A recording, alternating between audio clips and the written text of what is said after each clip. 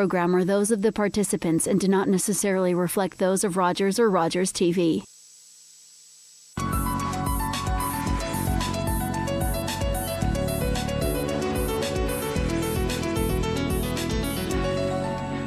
Joining Karen and I now, we have Josh Tussaven.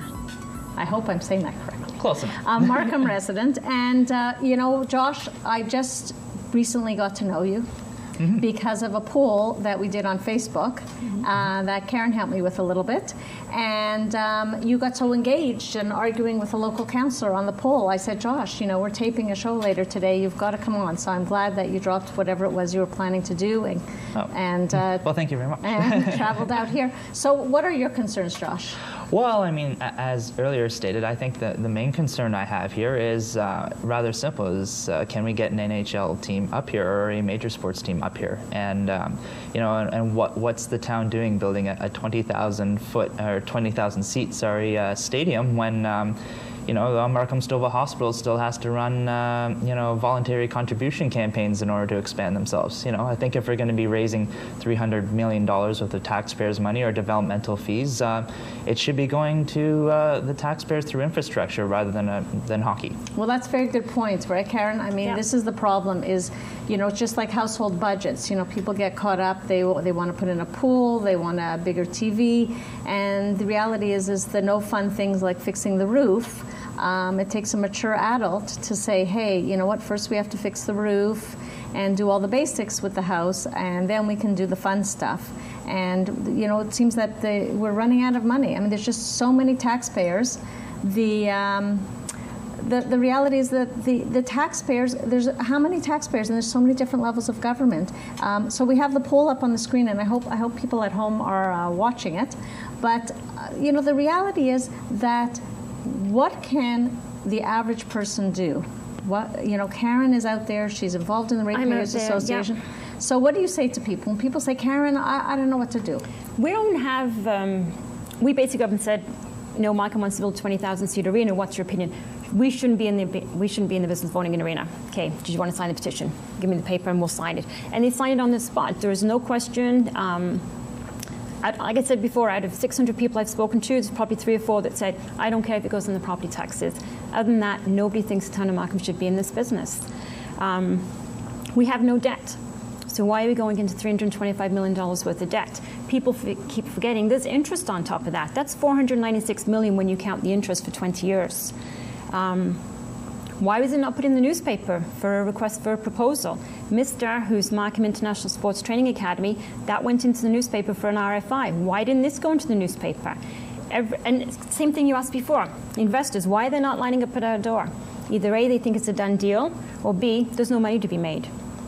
If there is money to be made, it's not coming to the town of Markham, it's going to Graham and Rudy Brady. We're not getting any profits off it whatsoever.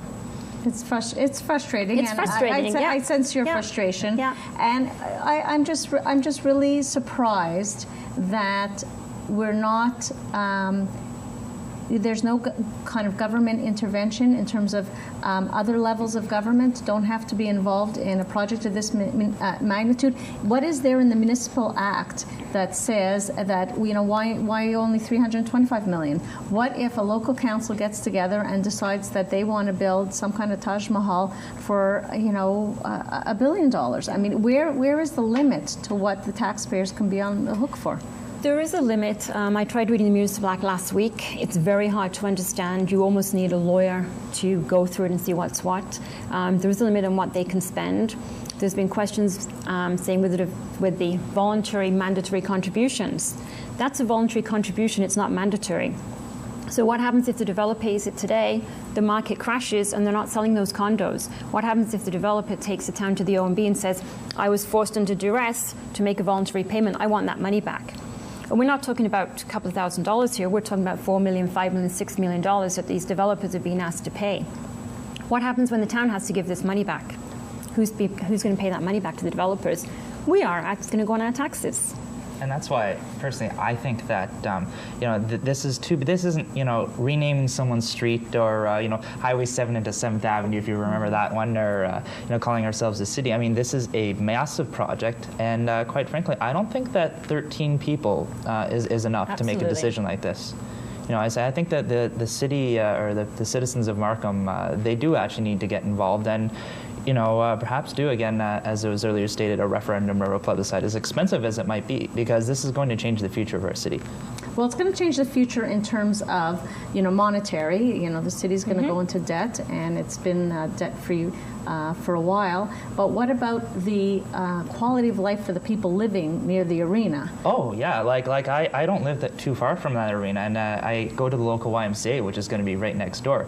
And traffic there is already a nightmare during rush hour. I don't know if you've ever gone to Unionville GO Station. And can you imagine when you have this 20,000 seat arena and there's not proper transit for it, mass transit, and everybody's trying to find parking and they're having to come up Kennedy, which is slow at the best times, or trying to come off the 407 or Warden? I mean, it's going to be an absolute traffic nightmare. And besides, people come up to Markham because it's not Toronto. They come up to Markham because it is a bit quieter and you can have a home and you can raise your kids and not worried about being run over when you try to cross the street. Have you ever gone to Ottawa to see the Senators, where they have their stadium? It's about 20 kilometers outside of Ottawa. People go 3 hours early because it's such a nightmare to park there. And then, people have stories of spending 3 or 4 hours to get out of there afterwards. I'm surprised that anybody goes to the games. I mean, these are real diehard hockey fans. Yeah. You couldn't pay me enough money to go and sit in a car for that amount of time. But do you think that this arena would be feasible if there was an NHL team, that we could hear some definite, talk of that direction? If the Yonge Street subway, which I keep mentioning, goes up to Highway 7 and links with the Rapid Way that they're building along Highway 7, and the Rapid Way has an actual station inside the arena, would you say that it's a feasible proposition? Forget with the city's money, but would you say that that's profitable? Because I have a feeling that if that were the case, if there was a definite NHL team coming and there was a subway up to the Rapid Way, which connected, I think that we would have private investors lining up at the doors to invest in this. We still have to build a parking structure. Right now, the way it's set out now, I think there's 3 parking lots, which is on Remington's land. So they want 50% of the parking fee that we're going to charge. Originally, it was supposed to be we get the whole 100% parking fee. Now we only get 50% because it's on Remington land. There has to be a parking structure built. You go to the Air Canada Centre, I can park right underground at the Air Canada Centre, and it's $35 or $40 to park right underneath. But within a block, 2 blocks, there's a dozen different parking lots. We don't have the parking facility at Kennedy and 407. The last public meeting was a transportation meeting. They suggested parking at Langstaff. When you buy your ticket, you're assigned a parking spot, either at Langstaff or Mountjoy. And then they're going to take a shuttle to the arena. I'm not going to park a few miles away and take a shuttle. We did it a couple of weeks ago to barbecue, and it was just a nightmare. Yeah, well, plus the fact that, and you have to face when people are coming into the city, Markham doesn't have a native population large enough to support the arena. It will have to come from outside. It'll have to come from Durham, from Newmarket, from Richmond Hill, and people are going to drive. People are going to drive. There is no massive chance to get down there. There's no other way to get there from those areas. I mean, that's the reality. If somebody's up in Newmarket and they're coming to Markham, I actually went up, for college, and I mean, a bus is an hour and a half to get up to King City or Aurora or Newmarket, I mean, so everybody's going to take their car. It's much faster, and if there's no parking, they're going to try parking somewhere else. Maybe we'll generate a lot of revenue with parking tickets, to help compensate a bit, but I don't think that's the best option for our city.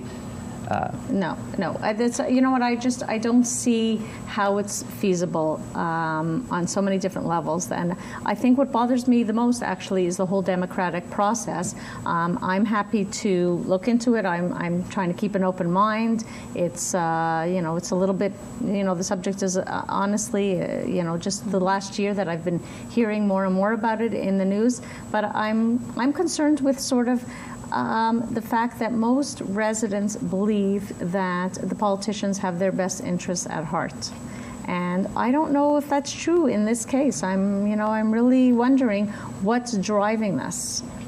I don't know. I consistently send emails into the mayor and councillors. I've asked all 13 of them, plus I've included Andy Taylor. Give me one reason what the benefit is for us owning this facility rather than the private investor. Not one person can give me an answer. One councillor said to me they referred to it as a bag of milk. it's a loss leader. So when you go to the grocery store, you have a bag of milk at $2.99, but you go in there and you buy other products. So one council said to me, I believe Frank thinks it's a loss leader. For development. For the arena, build the arena, it'll bring all the development.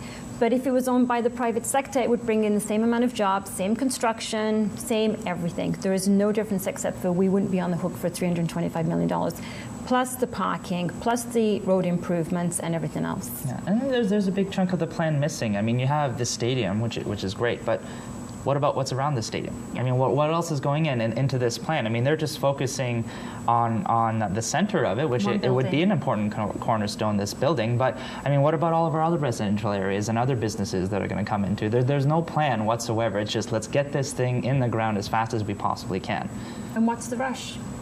We keep asking, what's the rush? Well, that's part of it. And what's the rush? And do you think that this should be held off, Josh, to the next election? Well, yeah, personally, I think it should be held off to the next election. And actually, I would go one step further and say that, again, this is too big a decision for 13 people to make. 13 councillors, I mean, I think in this case, should there be a City of Markham task force? Because I know Vaughan, I'm in the City of Vaughan side of Yonge Street.